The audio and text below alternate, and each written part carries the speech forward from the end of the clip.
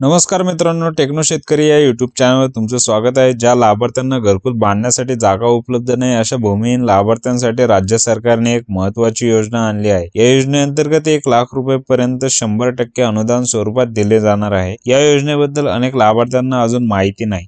आजच्या व्हिडिओमध्ये आपण पंडित दीनदयाळ उपाध्याय घरकुल जागा खरेदी योजनेची सविस्तर माहिती जाणून घेणार आहोत। तर या योजनेअंतर्गत भूमिहीन लाभार्थ्यांना घरकुल बांधण्यासाठी जागा खरेदीसाठी 1 लाख रुपयाचे 100% अनुदान दिले जाते।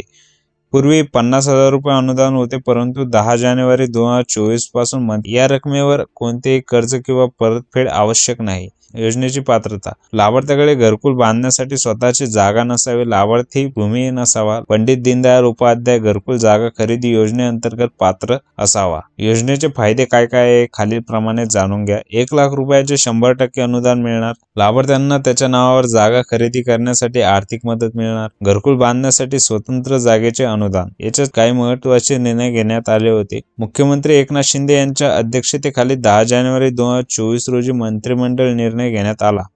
या निर्णयामध्ये पंडित दीनदयाळ उपाध्याय घरकुल जागा खरेदी योजनेत 1 लाख रुपयाचा अनुदान मान्यता देण्यात आली। या योजनेअंतर्गत भूमिहीन लाभार्थ्यांना घरकुल बांधण्यासाठी जागा खरेदीसाठी मदत केली जाते। या योजनेत अर्ज कसा करायचा हे समजून घ्या। ग्रामपंचायत किंवा स्थानिक प्रशासन कार्यालयात संपर्क साधा। आवश्यक कागदपत्रे जसे की आधार कार्ड, लाभार्थ्याचे प्रमाणपत्र, भूमिहीन प्रमाणपत्र जमा करा।